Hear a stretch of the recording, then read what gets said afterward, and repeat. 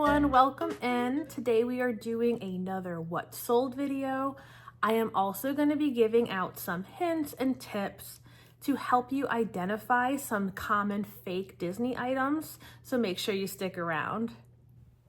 So first up, we have one of my favorites, which is a Jessie doll from Toy Story. This was actually from their D23 Expo. I will say when you're on the lookout for any Disney items, you do want to look out for the D23 markings on things because they are very exclusive items to get and they do tend to go for a higher price. This one here I had bought for $75 and I did have it on eBay for just about 2 years before it sold. I did sell it for $300. I had 3 of these. This was my last one. And they all did end up going international over to Asia, which I thought was very interesting. The other crazy part with this one is the fact that I was still able to get $300 in its condition. As you can see, it was very scratched up on the front. And this was not sealed. This had been taken out of the package, which I had advertised. And it still was able to bring in that $300 price point. Okay, so here you do want to be on the lookout for different programs that you can find on DVD or CD for teaching you different languages. Now, the Rosetta Stone company, it is zeroed on eBay, so you cannot sell those. However, there are plenty of other brands that are acceptable. This is Lexicon Video Teacher. This was a Spanish to English. It had the complete volumes 1 to 8. I learned about this one through a storage locker. I found it and I put it on eBay. I think it was there for about 6 months. And this one here sold for $60. And as you can see, the top of a lot of them, they were in a little bit rough shape on the top. They had been cut open. So now we're going to take a look at a couple of Loungefly backpacks that I sold this week. I'm also going to try to go over some of the ways that you might be able to tell if you want to purchase a Loungefly when you're out at a garage sale or on the marketplace if they are fake, because these bags do get faked. This first bag here is a Yu-Gi-Oh bag. I actually bought this on Dibbed It in live auction. I had spent, I believe, around $40 for this one, and I sold it about 3 days after posting it for $70. I know that's not a huge profit, but I do like buying on there and supporting other sellers, and I got to make a little bit of money pretty quick off of it. Next up is a New York Yankees Loungefly backpack. This one I had purchased at a garage sale for $20, sold it for $78 in about 2 weeks. And I wanted to get into some of the ways you can identify a fake. So these bags, the structure of how they look is very important. They have almost a boxy feel to them. Like if you see right here, it's all poofed out. That is how a Loungefly should be. If you get a bag and it's kind of concaved inward and it's not really holding its form, that is normally a giveaway that that bag is fake. Even after it's been used for several weeks, even months, it should still be holding its form. Another important thing to look out for is going to be smell. A lot of the knockoff ones will have a very strong chemical smell to them. They should not have any sort of strong chemical smell if they are a real Loungefly. Now, we're not going to have enough time to get into all the ways of how you can identify a fake, but each video when I throw in a Loungefly, I will try to throw out a couple of helpful tidbits that you can help identify so that you are not tricked by one of the fakes. This will be the last Loungefly bag for this What Sold video. This is going to be a Tinkerbell sequence crossbody bag. I had bought this one for $25. I sold this one also in about a week. I accepted an offer for $62. And some more things to help you identify a fake. We can talk about the stitching, just like any high-end bag that you may buy. You do want to pay close attention. Make sure it's not sloppy. There's not a lot of loose threads because that can be a sign of it being fake. However, I will say the Disney quality control lately for some of their Loungefly bags has gone downhill, and I have gotten some directly from the parks that do have some loose threads on them. So it's not always guaranteed a fake, but it is something to look out for. And one last, hopefully helpful hint on identifying a fake is the placement of the hard tag or even the soft tag on the Loungefly. If you get a bag and that metal tag on the front or on the side of the bag is crooked and it doesn't look perfectly centered, that is a sign that it could be fake. Again, with quality control, there have been some that I've received that are slightly crooked, but in general, you do want those tags to be nice and even and centered. So we're going to continue learning a little bit on how to identify fakes with now Disney pins. These ones here I had purchased on Dibdit in live auction from Kevin, the Commonwealth Picker. I had paid $7 and it was a lot of pins. It was these two pins plus three others. These two, I sold them in about 48 hours. I took an offer for $22 and I still have the other pins available. And again, that was from a $7 purchase live. Now here I'm showing you the back of the pins. This is one way to help identify fakes. The Mickey heads on the back, that is called waffling. You want those patterns to go all the way off the edge. You don't want it to be like a clean stop where it just stops the pattern. It wants to go all the way off the edge. That is what you're looking for real pins, as well as on the side, you can see those numbers in black. Those are not on all the pins, but it is a good sign when you see those on the back of a Disney pin for their authenticity. Next up, we have another Disney pin. This is a vintage limited edition. This was from a huge Disney pin buyout I did, so I'm really only invested about $3 or $4 into this pin, and I accepted an offer for $40.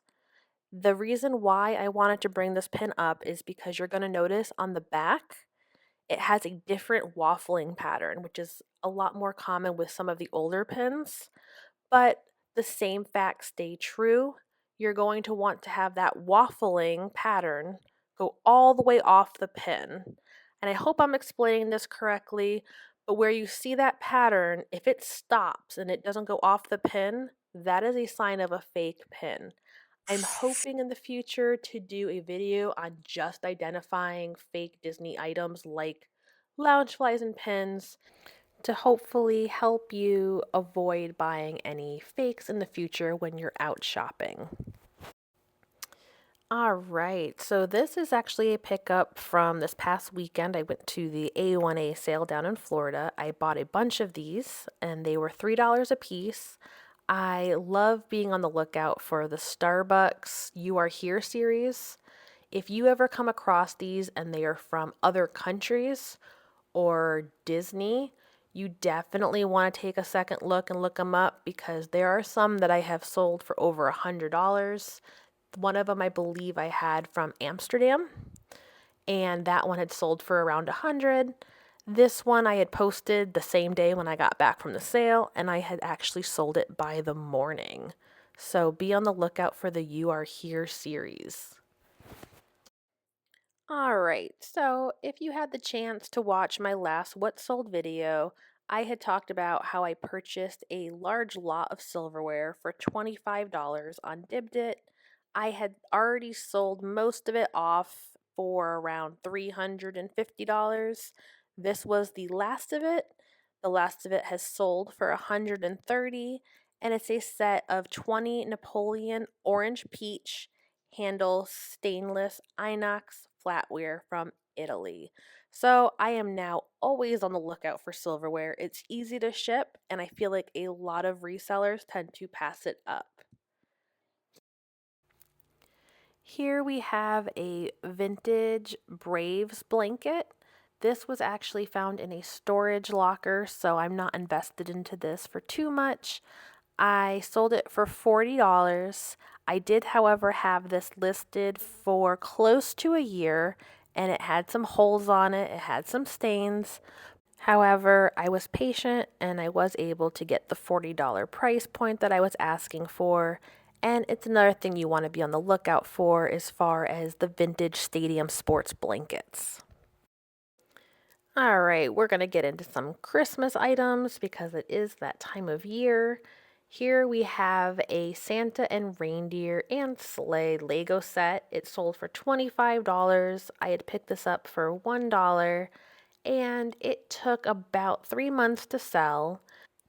Fun fact, if you ever decide to take a vacation down to Legoland in Florida and bring the kids, they actually include a free Lego set with your hotel stay. And we had gone last year with our two kids.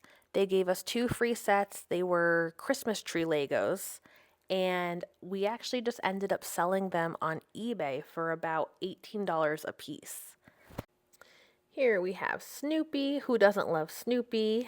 A lot of my Snoopy and Peanut stuff does really well. This was a storage locker find, and I ended up selling it for $28. It took about 5 months to sell.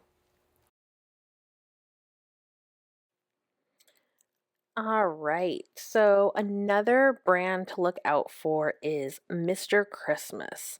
Now, not all Mr. Christmas does well, but if you come across a garage sale and you see some and the prices are decent, it's definitely worth looking up.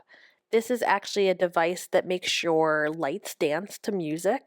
I had paid $2 for it and I sold it for $24 in about a week. There is another version of this that is a green present box that looks like it's wrapped up, and that one actually almost goes for double what this one went for. So definitely be on the lookout for anything Mr. Christmas. All right, this is a fun one and also a little bit crazy. These are replacement pieces to a Department 56 sledding hill. It is two sledders, and I actually had four of these, and you can see they are out of stock. I sold both. I sold each pair for $55. I found these actually in a free bin. And what I found so crazy about this is these actually sold for more than some Department 56 houses. So if you just happen to find the accessories or the people to one of the houses or towns, they are worth looking up. All right, Mr. Scrooge, the talking door knocker. This was actually in a recent video I released. I had purchased this at a large garage sale that I had drove over an hour to get to. And I just thought it was so cute. When you knock on it, he says, "Bah humbug." And I think they only wanted $2 for it.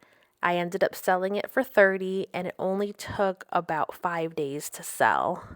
Also, the Trend Master brand is a brand that you do want to be on the lookout for. They make a lot of Halloween decorations that are bread and butter. You can find them at garage sales all the time for $5 or less, and they sell pretty quick normally for $20 to $50 a piece on a lot of their Halloween pieces.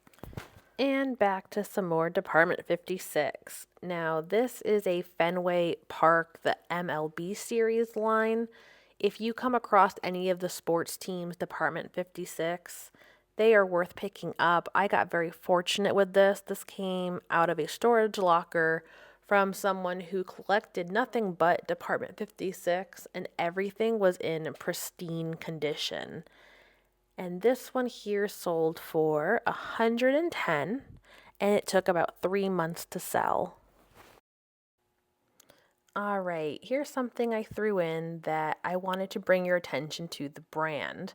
Folio Society that makes books. I came across a bunch of these books, and in general, they do sell from anywhere from $25 to $150, depending on the book. So if you look right there, it says Folio Society at the bottom. That is what you want to look for when you're out. I ended up picking up this one for $1 and I accepted an offer for 35 and it took about 6 months to sell. All right, this is going to be our last one that we're going to take a look at today. This is Disney Cars Lightning McQueen 4-piece full bedroom set. This was also in a recent video I put out. I had picked this up for $3. I accepted an offer for $27, and it only took about 48 hours to sell. Again, I'd like to bring attention to the cars.